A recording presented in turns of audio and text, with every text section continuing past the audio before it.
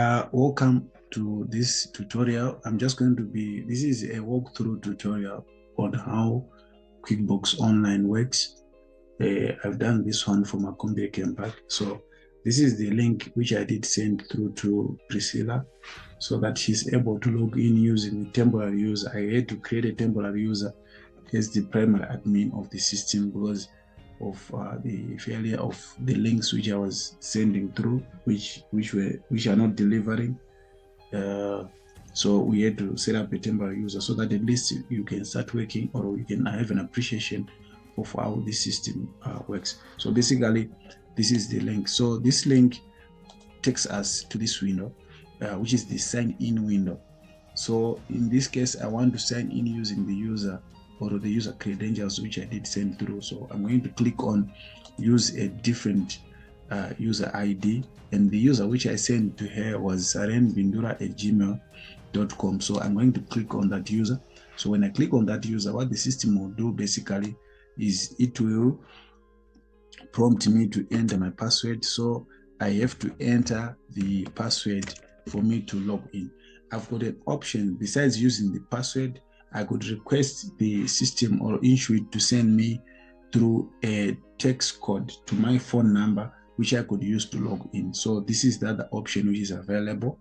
But in this case, I've entered my password. So for me to continue, I'm just clicking on continue. So when I click on continue, I'm taken to the choose your Kanban. In other words, I may have more than one Kanban on my system. So in this case, I only have got Makumbi Game Pack, so I'm just selecting that Makumbi Game Pack. Then I'm taken into the Kanban file. So I just have to wait while the system does the processing for it to Kanban file. So basically, this is how we log in. And as I said, I've logged in using the temporary user. This is the user which is going to be used by Priscilla for now until we have set up one of the three as the primary user who will be administering the system. So basically, once we are logged in, this is what we could call a homepage. Like on this, we've got about 3 tabs: get things done, business overview, then cash flow. We are on business overview. So this one will actually basically show the overview in terms of sales, in terms of what has been done. So like in this case, this will be sort of the overview. We don't have many transactions as of now.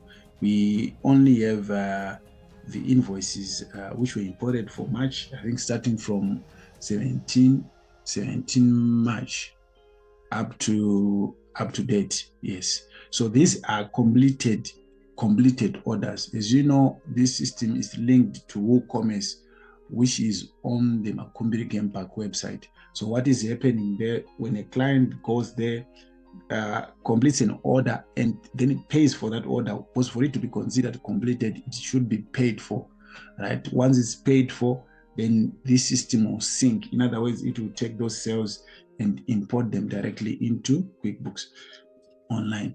But if it is an order which is still pending, if it is an order which is still being processed, it won't take up that. It will only take up an order which has been completed. So basically for now, this is what we have in terms of what has been completed. So this is basically the home page. This is just the home page. We appreciate this as we move on.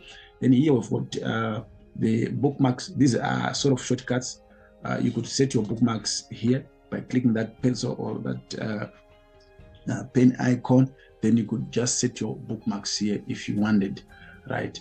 We're not going to set bookmarks. Then we've got the menu, and if you wanted to customize it or change it, you could also just click on that pencil icon. Then if you wanted to remove anything, you could just remove the tick there. If you click on that and click on save, you'd find the next time you come here, that item won't be there. Like we had dashboard as the first item, but it's no longer there. It's now starting from transactions. So if we wanted again to reset this menu, because this is our menu starting from dashboard, we just again click the pencil icon. If you wanted to reset to default, we could just click on that, reset to default. So we click on reset to default, right? Then it comes back to the default settings. Then if you are happy with it, you could just click on save. So basically, this is how you can see now dashboard is back there. We're going to be talking about this menu items so that you appreciate what it is all about. Then up here we've got help. If you want help on any topic, you can just click there. Then you can see the topics which are there. Then you get or access the help that you want. Then here, up here, we've got what we term applications. So these are my apps, MailChimp type. That is if you are using them. But what we are using is this WooCommerce connector by Intuit. It's connected. In other words, I've connected this so that automatically it syncs the sales from the website. These are the completed orders, as I said. And for it to be considered a completed order, it should have been paid for. Then it's automatically pulled into QuickBooks Online, the sales and the payment. So that one is done, posted automatically. So these are our apps. Then this one is for searching. If you want to search anything on the system, we just click on that search icon. Then we type in and search whatever we want to search. These are the recent transactions. If you wanted to search anything, we just type up here. Then we do our searching. Then, all right, let me just pull up this. Right. Then this gear icon is for settings. So here we've got your company, you've got items under that, lists, items under that, then tools, items under that, then profile, items under that. So, right, on this one, if you were to click on manage users, this is where we are managing the users. You could actually appreciate what is under that. So under users, we created users. We've got 3 users that we created. As I said, I had to create this temporary user. So I had to create this temporary user because we're having problems with the invitations which I was sending through. Most of the recipients were not receiving, actually all of the recipients were not receiving the invitations, but I can see now Jeff Marconi has received the invitation and accepted. As you can see, he is now an active user, right? So we have got Priscilla. I sent through to Priscilla and the invitation is still pending. I had to remove Irikizai for now so that I'll be able to create this temporary user, Saren Bindura. But otherwise, after all of you have accepted the invitations and appreciated how the system works, we have to make one of you the primary admin of the system so that I remove this temporary user. So basically, this has to be done eventually once you have appreciated how the system works. So I'm just taking time here so that you appreciate. So there, that's where you add your users. So you add your users up there. And so basically, that's how you manage it under these settings, right? Then, okay, that is that on settings. Then I'm now going to come on the menu. So we have got dashboard there, and under dashboard you've got get things done. So if you were to click on get things done, you'd find this is the dashboard or the homepage sort of, and it just gives you shortcuts to some of the items that you do via the menu. You can see here, set up checklist, business, basic business information, get ready to create invoices, and so on, organize expenses and so on, quick actions, invoice, receive payment, customer expense, supplier. So basically what it does there is just giving you sort of shortcuts to what you can do using the menu. That is under dashboards, get things done. Then the business overview, I spoke about it. Basically, it shows you an overview without getting into detailed reports. Like in this case, it's just showing you cash flow trend, money getting in, money getting out. So once we have captured transactions, you're actually going to see this. For now, we've got nothing up there. Then here, it shows you, like, at a glance, the profit and loss, what money has come through, what expenses have come through. In this case, it's only income which has come through, 975. And as I said, these are sales of completed orders. When I say completed, I'm emphasizing that because we have got orders which are still processing. In other words, they have been paid for. So these sales are being pulled from WooCommerce, from our Company Game Park website.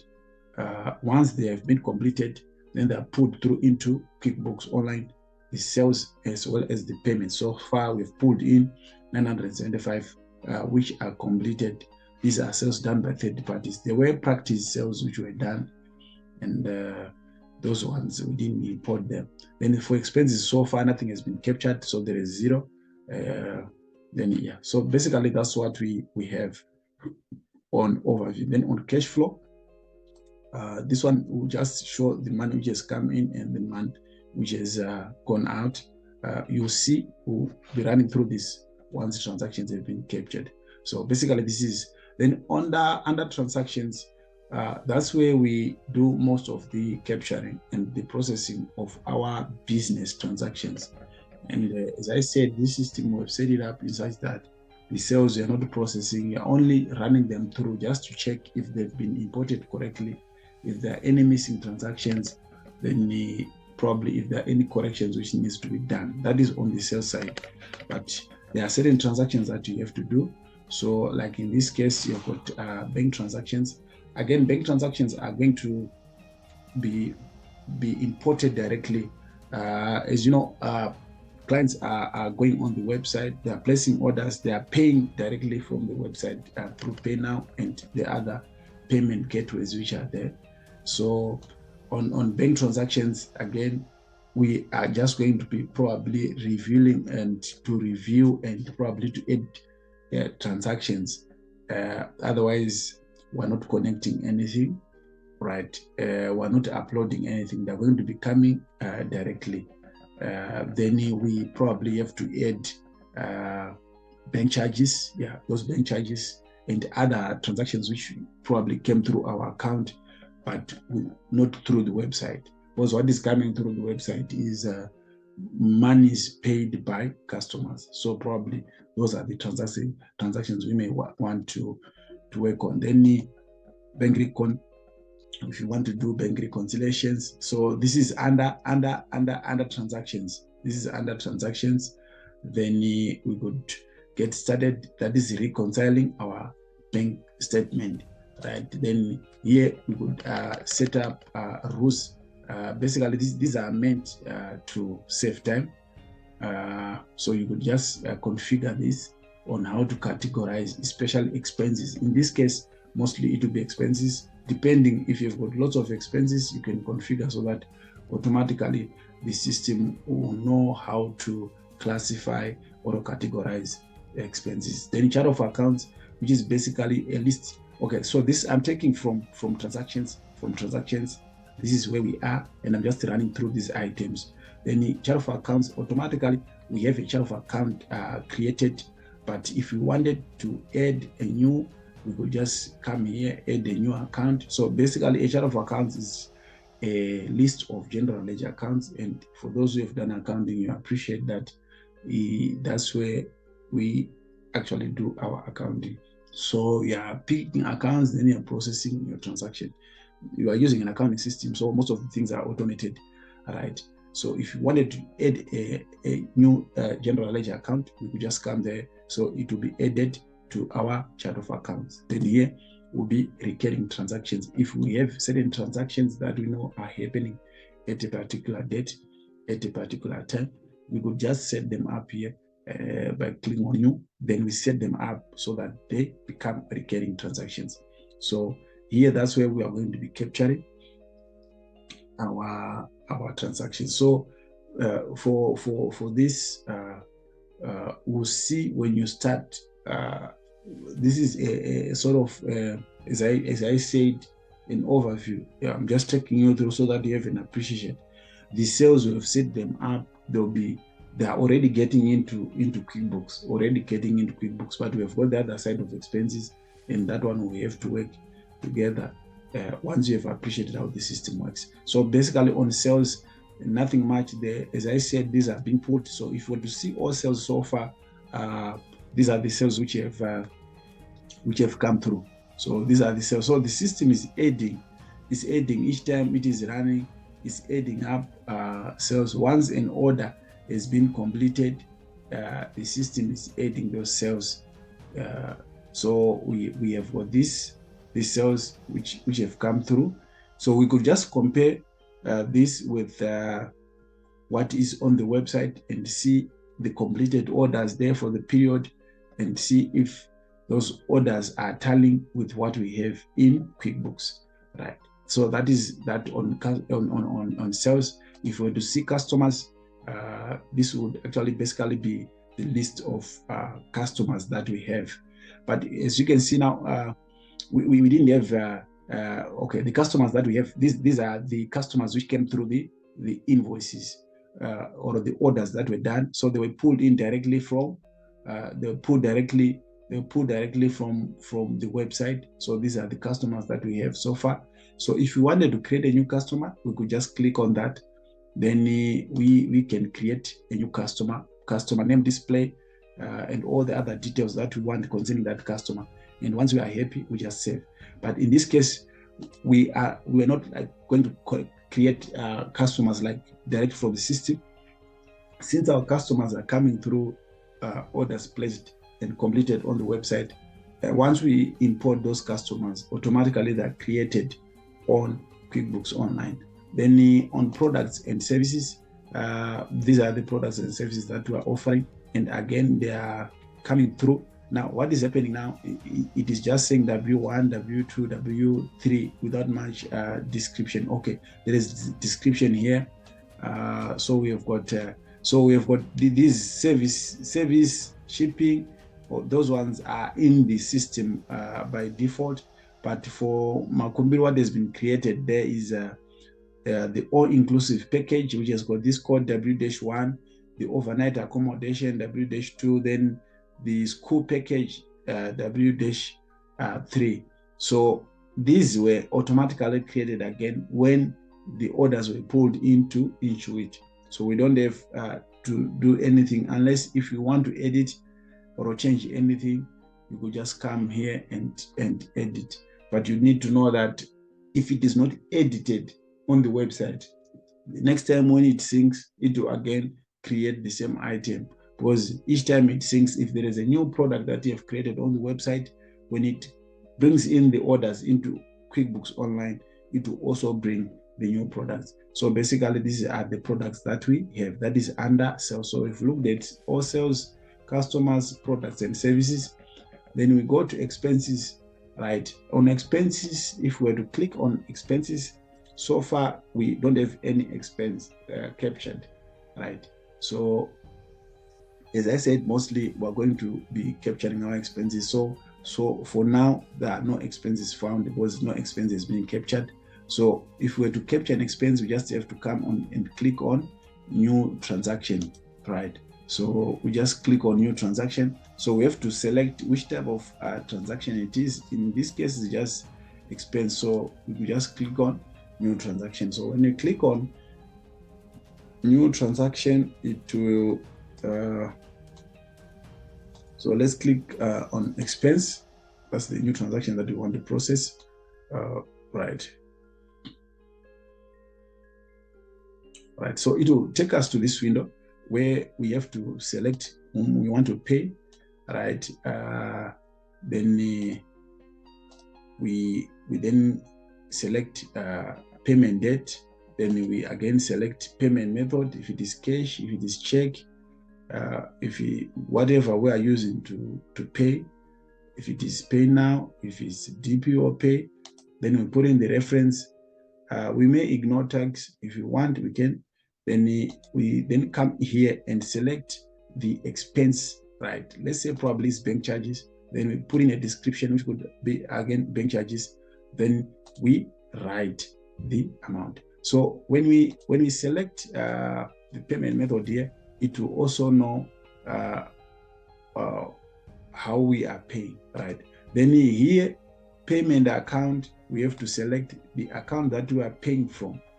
Like in this case, we only have got cash and cash equivalents as a bank. So we have to select the account we are paying from. If it is, this will be a cash payment. If it was the accrued liabilities, like if we're like probably we are not paying cash, right? We are not paying cash, we would select that. So basically, this is how we could actually process. Then we will then save. Once we process this, in other words, once we pick an account there, put a description there, put an amount there, click on save, it will record this expense. So see, an expense, when it is being processed, the issue is, are we paying cash? If we're paying cash, it means we have to select the appropriate payment account up there. In other words, we have to create our bank accounts that we'll be using. In this case, I just created cash and cash equivalents. We can edit that. If we are paying from a Stanbic bank account, we have to create that. If we are paying from EcoCash, we have to create that. Then we put in the date, we put in the payment method. If there is a reference, we put in the reference. The text, we could just ignore them, right? For now, they don't necessarily serve any purpose. Then on category, we have to select the expense account. So what is being called a category there basically is the expense account. I've just picked bank charges. Then up there, we could put in the description as well as the amount. Then we save, or we save and close if we are done. If you want to cancel, just click on cancel.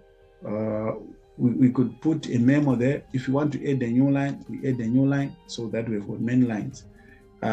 So basically, this is where probably you are going to be working mostly.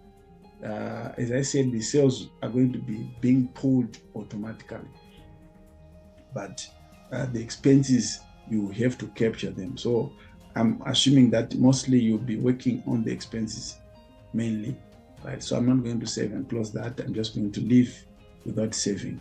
Yes, I want to leave without saving, right? So that is on expenses. Then on customers and leads, this one is mainly meant for marketing and you know, but we are taking that as you saw. These are the customers that we have. Then this one is for marketing, right? So on marketing, do we have so if you wanted to boost with MailChimp, but as you see, we are running it from the website.